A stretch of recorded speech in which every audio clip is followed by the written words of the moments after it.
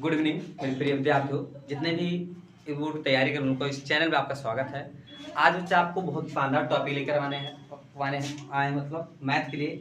इस वीडियो को देखेंगे बच्चा तो आपका निर्देशांक ज्यामिति का 7 नंबर इस वीडियो के माध्यम से आपको क्वेश्चन फिक्स है। ठीक है, तो देखिए बच्चा पॉइंट क्या है, पूरे चैप्टर का निचोड़ आपको यहाँ पे बता दें कॉन्सेप्ट जो पूरे चैप्टर में लगने वाला है। ठीक है, तो चैप्टर का नाम बच्चा कोऑर्डिनेट ज्योमेट्री है, जिसका नाम निर्देशांक ज्यामिति कहते हैं। ठीक है, इसमें आपको बताने वाले बच्चा क्या है, कार्टेशियन प्लेन का कार्तीय तल जो होता है कैसे बनता है बच्चा। तो इन्हें बनने का तरीका बता देते हैं। अगर कोई क्षैतिज रेखा और ऊर्ध्वाधर रेखा जब किसी बिंदु बच्चा लंबवत प्रतिच्छेद करते हैं तो आपका कार्तीय तल का निर्माण होता है। ठीक है, तो देखिए बच्चा आपका एक्स एक्सिस को क्षैतिज रेखा बोलते हैं, जो पृथ्वी के समांतर जाती है उसे क्षैतिज रेखा कहते हैं। जो पृथ्वी के लंबवत होती है बच्चा उसे क्या बोलते हैं, ऊर्ध्वाधर रेखा।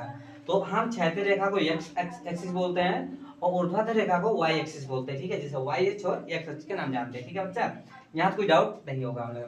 तो देखिए एक्स अक्ष को भुज के नाम से भी जानते हैं, जिसको एब्सिसा बोलते हैं, और वाई अक्ष को हम कोड के नाम जानते हैं, जिसे ऑर्डिनेट कहते हैं। ठीक है, तो देखिए जब एक्स अक्ष वाई अक्ष किसी एक बिंदु के लंबवत दूरी प्रतिच्छेद करते हैं तो उनको 4 चतुर्थांशों में डिवाइड हो जाते हैं।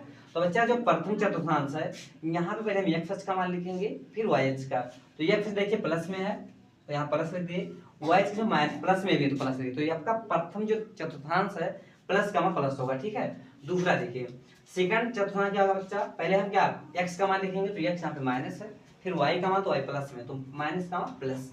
तीसरा बता चतुर्थांश क्या होगा, तो देखिए इसमें x भी प्लस में माइनस में होगा, y भी माइनस होगा, तो तीसरा आपका क्या होगा, माइनस का मान माइनस हो जाएगा। चौथा देखिए ध्यान से आप लोग, चौथा चतुर्थांश जो बच्चा है पहले x का वैल्यू की प्लस में है तो प्लस लिख दिए, y इसमें माइनस है, तो आपको चारों चतुर्थांश के बारे में चिन्हों के बारे में पता चल गया बच्चा, इसको याद कर लेना। फिर इसके अंदर की थोड़ा बातें देखते हैं बच्चा।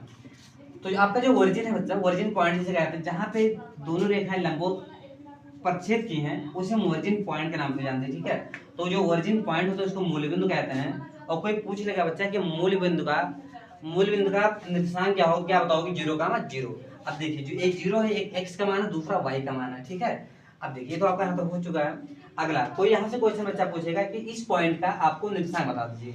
अगर इस मान लो आपको एग्जाम में तो पॉइंट दिया होगा, आपके फिगर बना के पॉइंट दिया होगा, तो जैसे यहाँ पे जो पॉइंट है अगर इसका आपका निर्देशांक पूछा जाएगा तो क्या करेंगे, पहले देखिए ये वाई एच के लंबवत है क्या बच्चा, अगर वाई इसको अगर बनाएंगे वाई एच के लंबवत है तो जो वाई एच के लंबवत है ये कहीं ना कहीं एक्स अक्ष वाई एच के लंबवत है, मतलब एक्स अक्ष से लंबवत दूरी है।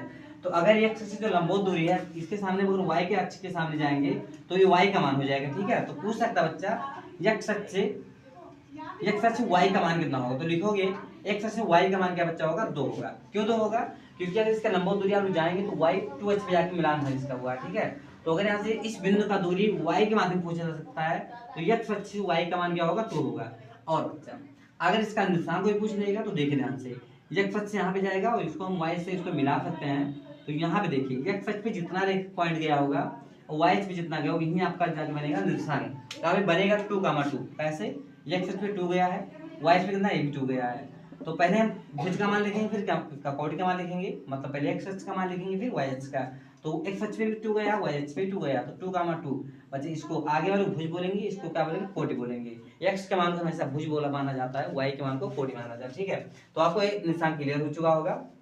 सेम ऐसे आप लोग यहाँ पे देख सकते हैं, यहाँ पे y पे 4 एक पॉइंट लिखा बच्चा, यहाँ पे एक पॉइंट हम डिनोट किए हैं। तो इस अगर इसका कोई निशान पूछ लेगा तो क्या बताओगे, हमेशा अगर y एक्स पे या x एक्स पे हो, अगर y एक्स पे कोई बिंदु होगा, अगर कहीं और y एक्स रेखा पर अगर कोई बिंदु होगा बच्चा, तो यहाँ पे x मान क्या होगा, 0 हो जाएगा, क्योंकि x एक्स पे कोई पॉइंट जब नहीं गया है या y से कोई दूरी नहीं चली गई है तो y पे x का मान क्या होगा, 0। एग्जाम में पूछ लेता बच्चा है कि x अक्ष के लिए y का मान क्या होगा, तो x अक्ष अगर पूछेगा बच्चा तो y का मान तुरंत क्या हो जाएगा, 0 हो जाएगा। अगर y अक्ष पूछेगा तो x मान क्या हो जाएगा, 0 हो जाएगा। तो इस बिंदु पे अगर कोई पूछे निर्देशांक क्या बच्चा होगा तो 0 का मान क्या होगा, 4 होगा। अच्छा 0 का मान 4 कैसे हुआ, क्योंकि y अक्ष पे इस बिंदु पे x का मान 0 हो जाएगा, y का मान क्या होगा, 4 हो जाएगा। मान लो यहाँ पे कोई बिंदु दर्शा दी बच्चा, तो ये रेखा किस अक्ष पे है, x अक्ष पे बिंदु है। ठीक है, तो x अक्ष पे जब कोई बिंदु होगा तो y पे एक y, यहाँ x अक्ष से y की दूरी कुछ चली गई है, x पे केवल है, तो जब x पे है तो इसमें x अक्ष से y का मान क्या होगा, 0 का मान, सुनिए x पे तो कोई दूरी चली गई है तो x का मान क्या 3 हो जाएगा, माइनस y का मान, y पे जब कोई दूरी नहीं चला गया तो y का मान 0 हो जाएगा। मतलब y अक्ष के लिए x का मान 0 होता है, x अक्ष के लिए y का मान 0 होता है। ठीक है, तो ऐसे एग्जाम में पूछ लेता बच्चा कि x अक्ष का निर्देशांक बताइए, तो एक्स अक्ष का निशान क्या हो जाएगा, एक्स कामा 0। और वाई का कोई पूछ लेगा बच्चे निशान क्या होगा, तो वाई पे जाएगा तो वाई का मान तो होगा लेकिन एक्स मान 0 हो जाएगा। तो वाई अक्ष के लिए और एक्स अक्ष के लिए, एक्स अक्ष के लिए एक्स कामा 0 होगा, वाई अक्ष के लिए क्या बच्चा होगा 0 कामा वाई होगा। ठीक है, मतलब जिस अक्ष के लिए पूछा जाए उसका मान दिया होगा और जिसका नहीं उसका मान 0 हो जाएगा। आपको मेरे यहाँ तक समझ में आ गया होगा। और ऐसे इसको होगा, इस बिंदु को मिलाना चाहते हैं बच्चा तो इसे 3 से यहाँ मिला दो एक्स अक्ष से दूरी इसका, और इसे वाई से मिला दो एक्स अक्ष से वाई से। ठीक है, तो वहाँ पे जो बनेगा बच्चा, अब जो इसका निशान कैसे लिखोगे, अब 3 का मैं यहाँ पे 2 लिखोगे, 2 का मान 3 देख लो पहले एक्स अक्ष कौन सा है, एक्स पे 3 है वाई पे 2 है, तो बच्चा 3 का मान क्या होगा -2 होगा। तो इस रूप से आपका पूरा निशान है पूरा आपको बता दें, क्लियर हो गया मुझे लग रहा है।